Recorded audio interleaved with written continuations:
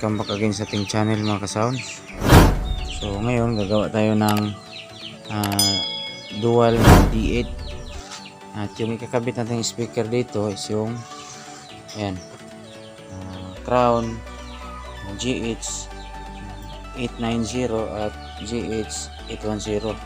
So 900 watts at 1000 watts. Ayan. So apat na piraso yan, nasa loob yung dalawa. So ito yung gagawin nating box. Ayan. So ikakat na natin.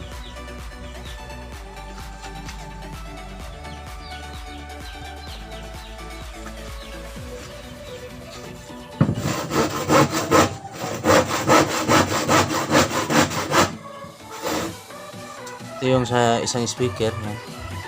Pangalawang speaker, tweeter. Puputulin pa natin to kasi dito yung sobra yung gagamitin natin sa divider, yung pang-il niya sa lalim ng box. So kuha tayo dito ng apat dito at apat dun sa hati.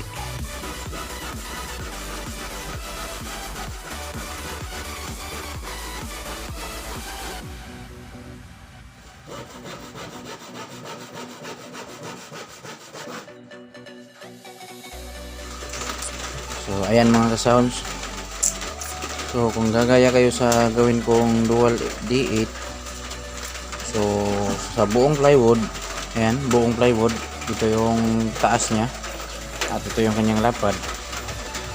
Sa una niya, dito sa una, kuha ka ng dalawang 30 mm, ayan, or halos mag 1 feet, halos mag 1 feet. Ayan. Kasi kinumpute ko lang yung marin natin, kaya hindi ko tinugma dito sa 1 feet. Ayan. Dalawa, ayan, kinuha natin kanina, dalawa yan. Bali ito yung lagayan ng speaker. Mahaba yan, may sukat naman yun, so putulan ko pa yan. Tapos yung matira, yun yung gamitin natin divider. Tapos pagkatapos nyo na kunan ng dalawang 30 dito, yung kukuha kayo dito naman ng yung pahabang sukat nya. Ayan. Kukuha kayo ng 15. Ayan. Kuha kayo ng 15. Tapos yung 15 dito, 15 doon. Yung taas nya is nasa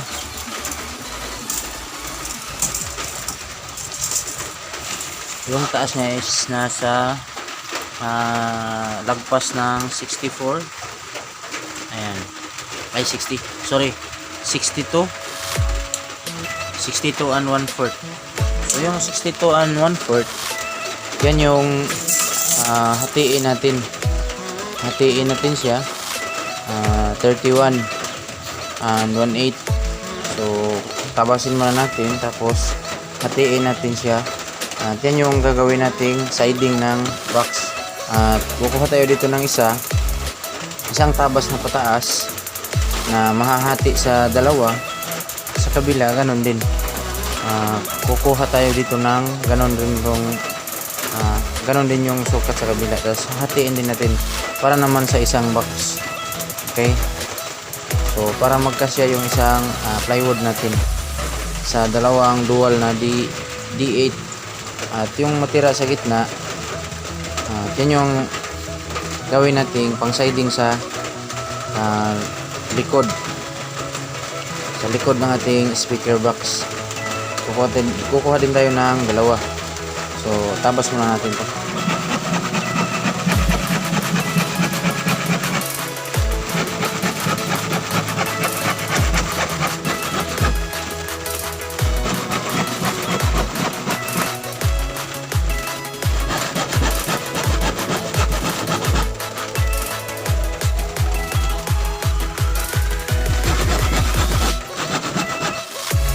So nasa pangalawang tabas na tayo mga ka-sounds dito sa 62 and 1/4. So tanggalin muna natin yung dalawang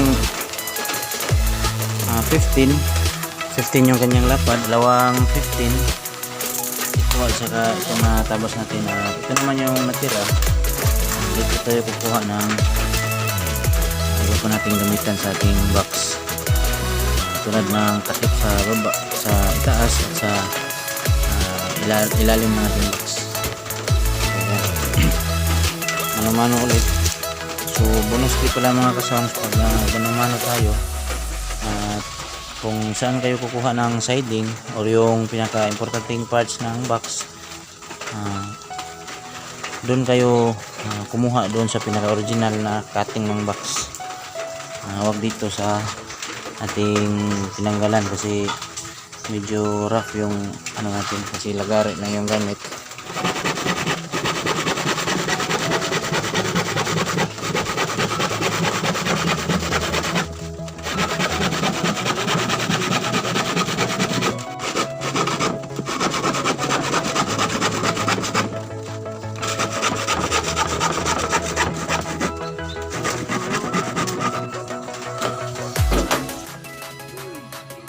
Yan, so bigyan ko kayo ng tamang sukat nito mga ka-sounds, yung kabuuang sukat, at unahin natin yung malapad at matangkad na cutting. Ayan, so sulat nyo lang 36 and 1/4 yung kanyang taas. Ayan. Pang D8 ito ha, dual D8, at L-ported type yung kanyang baba at taas ng box sa loob. Bali naka triple divider, so tandaan nyo 36 and 1/4. Tapos yung lapad nya 15 inch. Ayan, ito yung siding, at ito naman yung kabitan ng speaker. Yung taas nya is 34 and 1/2 inch yung tangkad. Tapos yung lapad nya, ayan, 11 3/4 inch. Ayan. So ito naman yung maliliit, ito yung takip sa taas at sa ilalim. So 15 inch papunta yan dito sa likod. Tapos yung sabukan nya is 11 3/4 inch, parehas lang dito.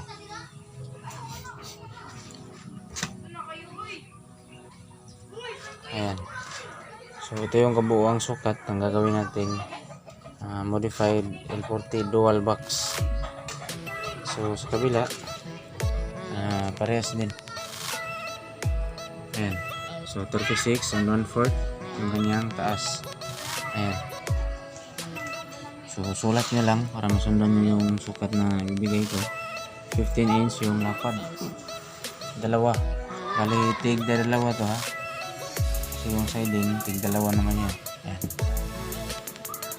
Tapos yung sa speaker naman at sa likod, pang likod natin 34 and 1/2 inch, at yung kanyang buka is 11 and 3/4 inch. So ganun din yung takip sa taas at sa pangilalim, 15 yung sa lapad niyan punta sa likod. Tapos yung buka niya is 11 and 3/4. Ayan. So dalawang pirasong D8 na dual. Yung iloload natin dito is itong apat na ganito, dalawang GH890 at dalawang 810. So nasa loob na yung dalawa. So ito yung tira ng ating marin sa isang plywood. Ayan. So nasa sa inyo na lang magtansya kayo kung gaano kalapad yung divider. Ayan, ito yung sobra. Kasi ito yung pang sa ilalim, pang L sa ilalim. Kasi ito naman yung pang brace papunta sa taas. Ayan, dalawa. So compute mo lang.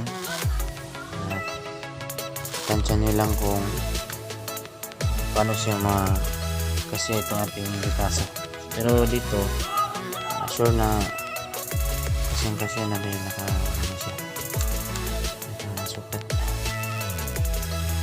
Yan. So, gamit nating pang tabas, ito lang. Yan, ito lang yung pang tabas, mano-mano. So simbol natin to bukas dahil kinapos na tayo ng oras. Yan, so mag-layout tayo ng lagayan ng speaker at tweeter. Yung ginawa kong pang bilog mga sounds, roller lang, kunin mo yung sukat, yung buka ng speaker, yung sa may kinabitan ng kun banda, tapos hatiin nyo, magsukat kayo dito ng kalahati. Ayan, so kuha kayo ng pindisan nyo kung anong gamitin yung bagay. Pwede nyo butasan ng soldering iron. Ayan, tulad sa ginagawa ko.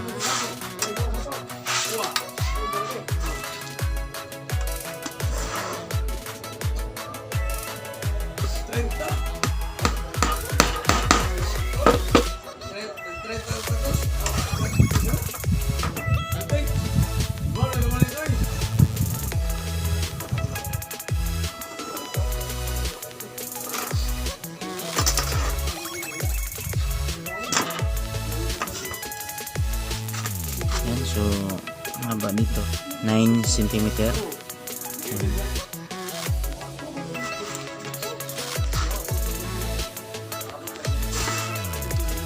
yung sa singawan niya sa baba. Ito yung speaker na yung 1000 watts dito. Dito yung 800 watts. Ayan. Dito yung horn. So ikakat natin.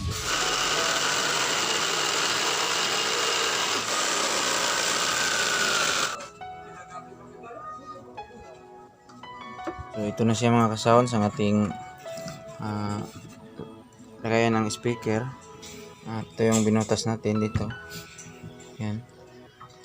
So mano-mano lang yung pagbutas. Binutas natin siya gamit ang barina at jigsaw. At ito yung pinagpinis natin para makuha natin yung bilog. Ayan. Gamit kayo ng iro-roll na liha. Ayan.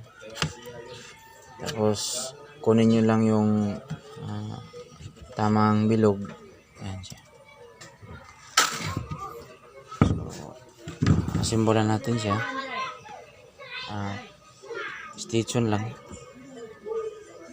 para malaman nyo kung paano mag-symbol ng soundbox dual D8.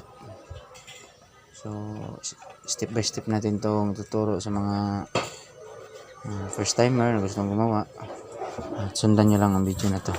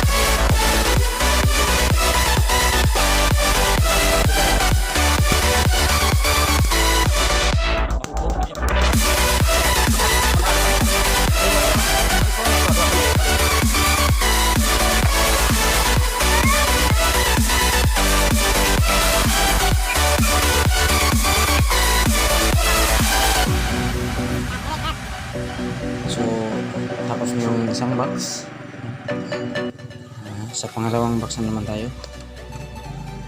Stay tuned lang.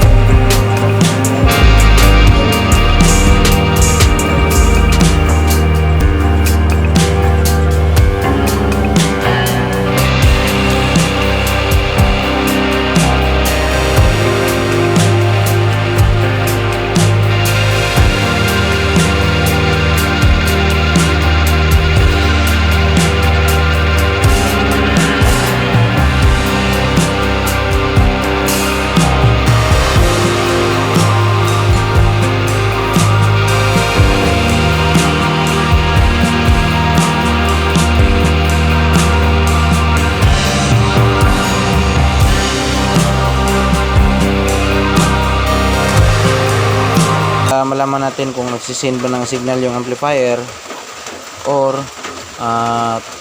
na tumunog ba lahat ng mga speakers na ikinabit natin. Ayan. So ayan, para madali nating matrace kung may problema ba sa ating connection. Mas maganda pag may LED na lang. So install natin at stitch lang at ititesting natin to pagkatapos.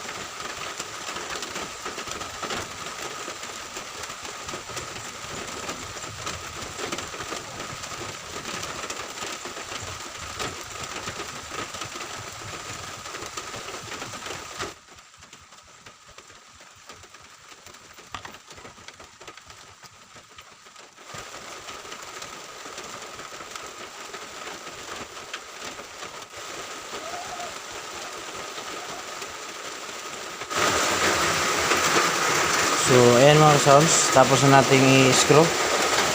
Ayan. So ito yung tweeter natin, 200 watts. At ito yung 900 watts. At ito naman yung 1000 watts. Ayan. So bali yung connection natin is parallel connection. Bali pinag-parallel natin siya. Isang box, isang terminal. Pero dalawa yung speaker na nakakabit sa likod. Kasi yung request ng customer natin is maglagay ng isang reserva na female speak on sa likuran ng box. Kaya bawat box ito is dalawang speak on, pero yung connection natin is nakaparallel lang.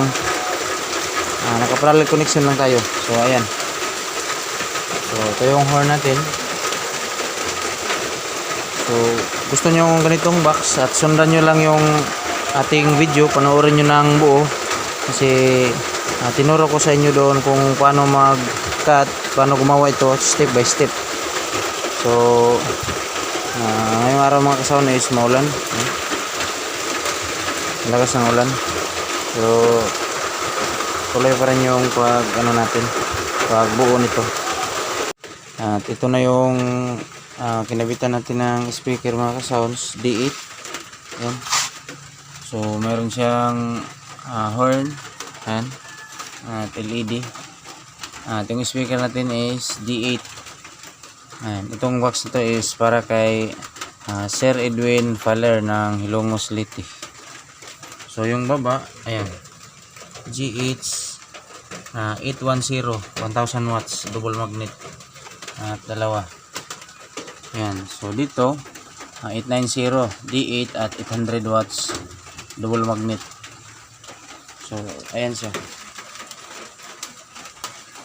Siyempre titesting natin sa sound check.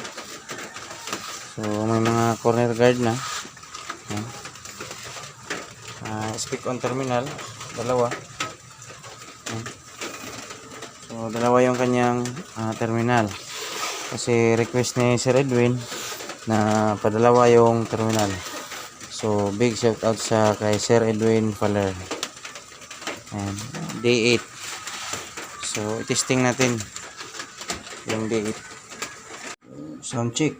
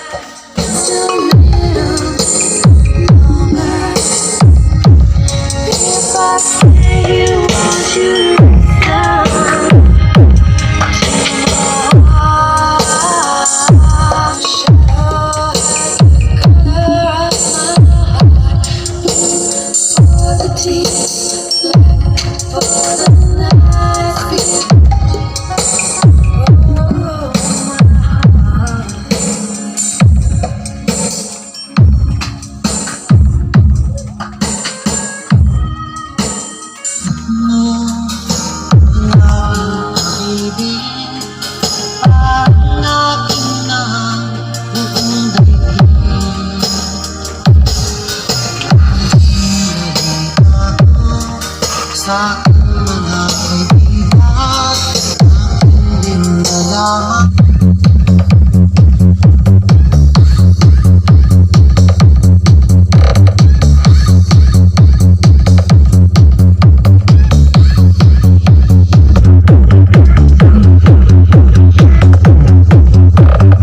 Initiating sound check. Preparing and initiating bass test. Bass. Bass test. Bass. Bass test. Preparing and initiating vocals test.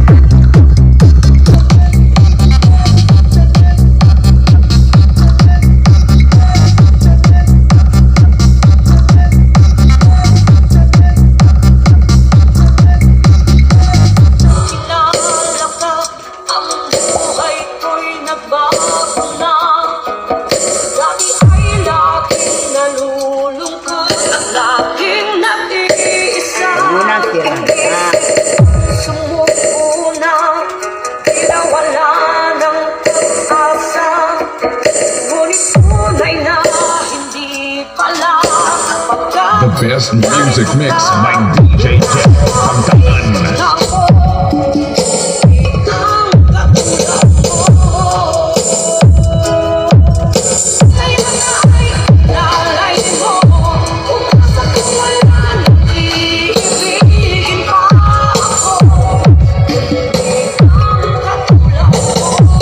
Sasabihan nyo ko na lamok, lamok, lamok, lamok, lamok, lamok, lamok, lamok,